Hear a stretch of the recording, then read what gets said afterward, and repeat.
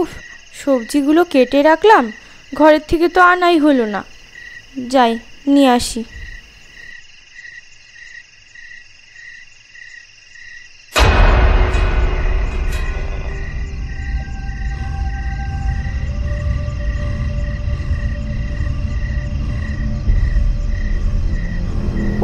ওরে বাবা, ওই দুটো কি? দুটো চোখ জল জল করতেছে।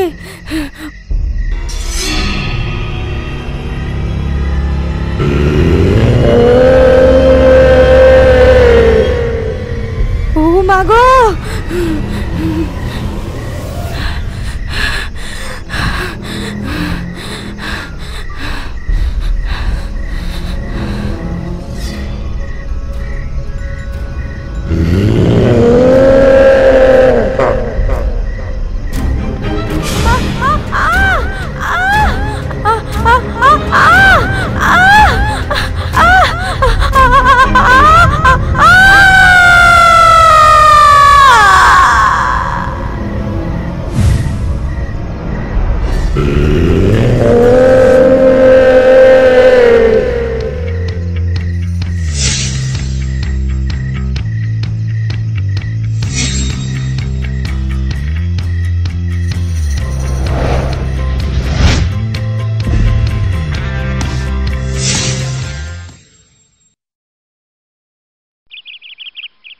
দাদাবাবু, দাদাবাবু, আমাদেরকে বাঁচান দাদাবাবু।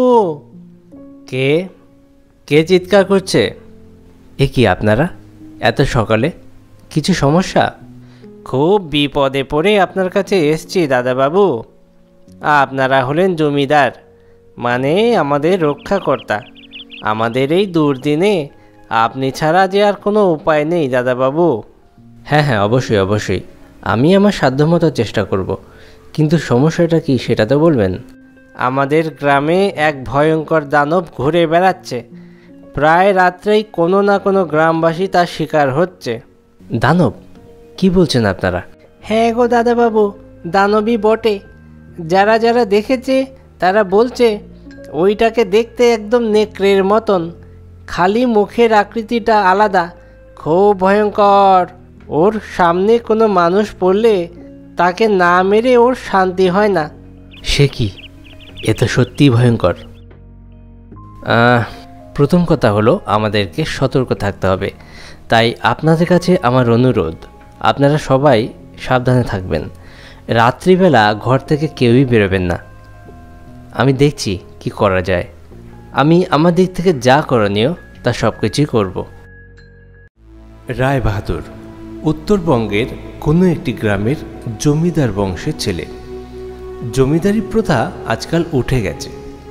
রায়বাহাদুর এখন ব্যবসা বাণিজ্য নিয়েই থাকে। তার বাপ ঠাকুরদার আমলে বিষয় সম্পত্তি ছিল অনেক, এখন সেসব কিছু নেই। তবে যতটুকু আছে তার পরিমাণও নেহাত কম নয়। তার বাবা ছিল একজন খুব ভালো জমিদার। গ্রামের মানুষের সুখে দুঃখে তাদের পাশে যে দাঁড়াতেন তিনি। গ্রামের মানুষজনও তাকে খুব ভালোবাসতেন এবং শ্রদ্ধা করতেন। সেই কারণেই জমিদারি প্রথা উঠে গেলেও গ্রামের মানুষজন রায়বাহাদুরের পরিবারকে একই রকমভাবে সম্মান করে। গ্রামের মানুষ এখন একটি ভয়ঙ্কর সমস্যার সম্মুখীন হয়েছে। তাদের গ্রামে একটি নেকড়ে রূপী দানবের দেখা পাওয়া গেছে।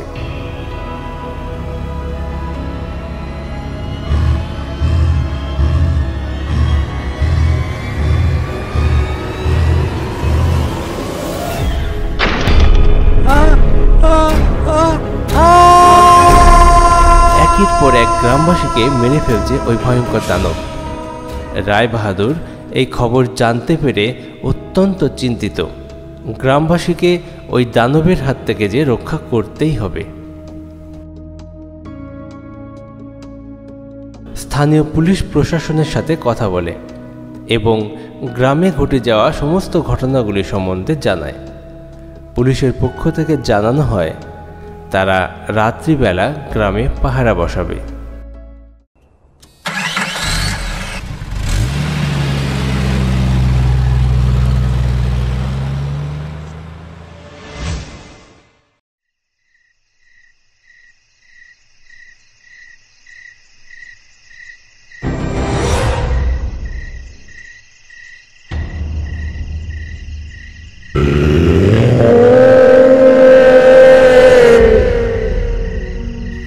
মাগো, ঘরের কাছে এসছে মনে হয় ওই দানবটা। ভয় নেই, ভয় নেই, দরজা বন্ধ আছে, ঘরে ঢুকতে পারবে না। দাঁড়াও দাঁড়াও, আমি দেখছি।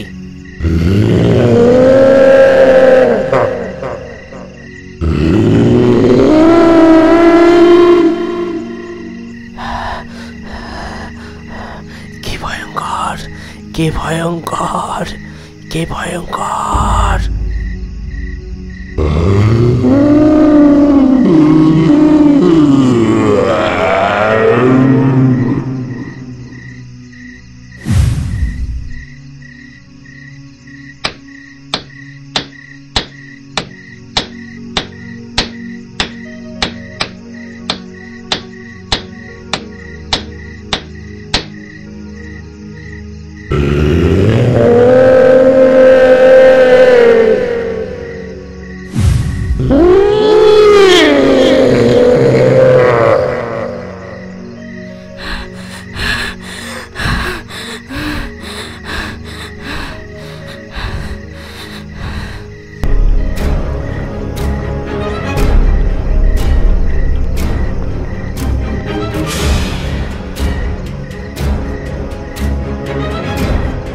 নেকড়ে রূপী এই দানব গ্রামের ভিতর ঘুরে বেড়াচ্ছে।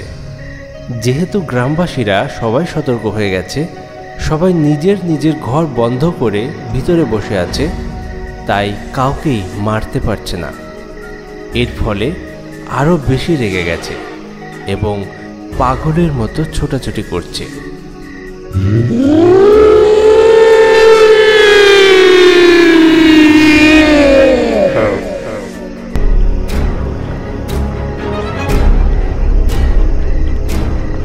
ছুটতে ছুটতে পৌঁছে যায় রায় বাহাদুরের বাড়ির সামনে এবং দাঁড়িয়ে গর্জন করতে থাকে।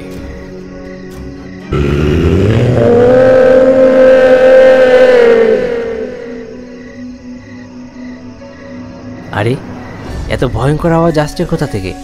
তবে এটার কথাই কি গ্রামবাসীরা বলেছিল? দেখি তো যে। রায় বাহাদুর পাশের ঘরে গেল এবং দেখল ঘরের বাইরে দাঁড়িয়ে আছে একটি নেকড়ে, যার মুখের আকৃতি ভয়ঙ্কর, ঠিক যেন কোনো একটি দানব। শিকার করার জন্য রায় বাহাদুর অনেকবার জঙ্গলে গেছে, অনেক জীবজন্তু সে দেখেছে। এমন প্রাণী কখনোই তার নজরে পড়েনি। বেশিক্ষণ তাকিয়ে থাকা যাচ্ছে না, এতটাই ভয়ঙ্কর এই নেকড়ের মুখের আকৃতি। গর্জন শুনলে গোটা শরীর কেঁপে ওঠে।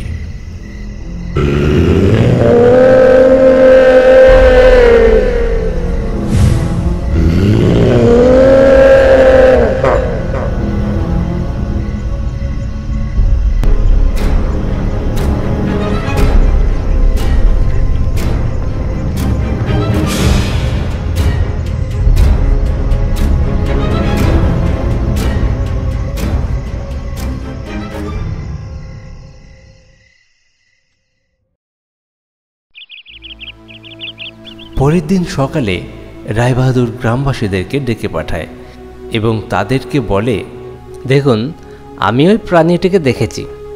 আপনারা ঠিকই বলেছেন, ওই প্রাণীটিকে দানবী বলা চলে।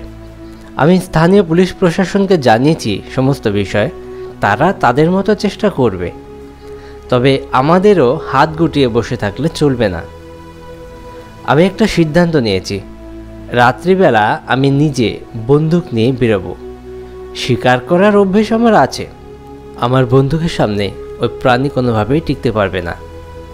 তবে এই কাজের জন্য আমার আপনাদের সাহায্যের প্রয়োজন। আমার সঙ্গে আপনাদের মধ্যে যে কোনো দুজনকে যেতে হবে।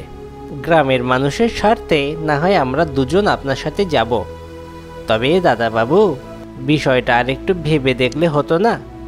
ওই দানবের সামনে যাওয়া মানে একরকম প্রাণ হাতে নিয়ে যাওয়া। এছাড়া আমাদের কাছে আর কোনো উপায় নেই।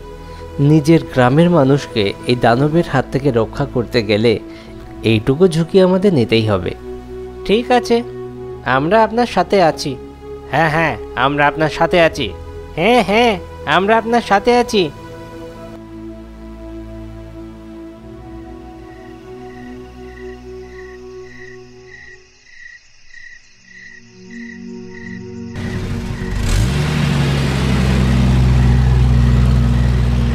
সেদিন রাত্রে রায়বাহাদুর তার ড্রাইভার এবং দুজন গ্রামবাসীকে সঙ্গে নিয়ে জিপে করে বেরিয়ে পড়লেন। সঙ্গে নিলেন তার শিকার করা বন্দুক, দুটো ধারালো তরোয়াল, মশাল, টর্চ এবং একটি জাল। তাদের পরিকল্পনা, গ্রামের ভিতর তারা ঘুরে বেড়াবেন এবং ওই নেকড়েরূপী দানবের যদি দেখা পান তাহলে তারা ওর উপর আঘাত হানবেন।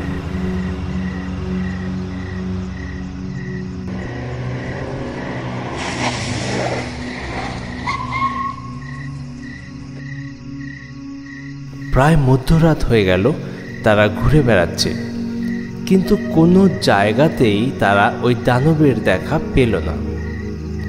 অন্যদিন গর্জন করতে শোনা গেলেও আজকে সেই শব্দও নেই।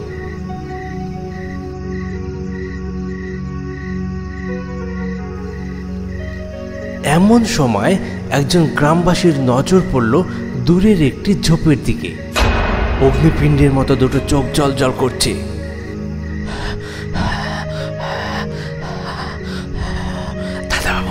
দাদাবাবু, দাদাবাবু, ওই যে দানব ঝোপের আড়ালে দাঁড়িয়ে আছে।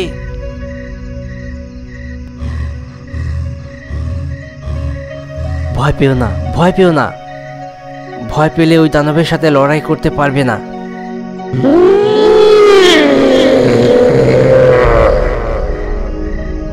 সাবধান, সবাই সতর্ক হয়ে যাও, নিজের অস্ত্র হাতে তুলে নাও। ওই শয়তান দানব যে কোনো মুহূর্তে আমাদের উপর ঝাঁপিয়ে পড়তে পারে।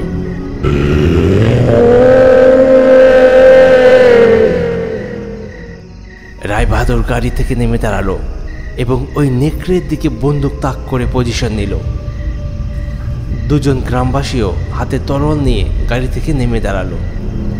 এমন সময়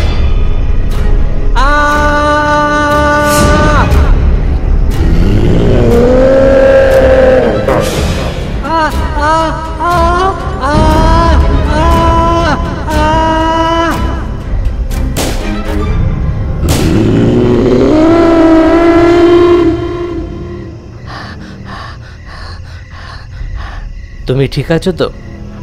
আজ্ঞে দাদাবাবু, আপনি সঠিক সময় গুলিটা না চালালে আমি বেঁচে থাকতাম না।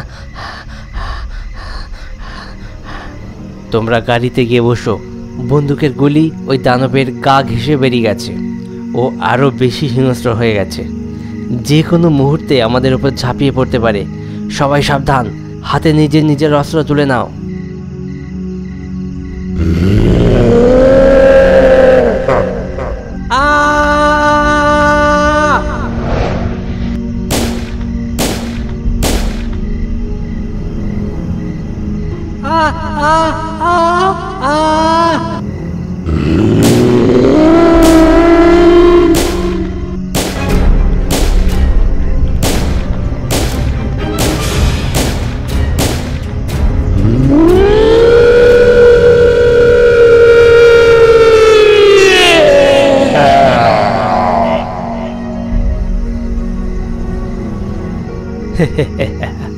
গুলি লেগেছে।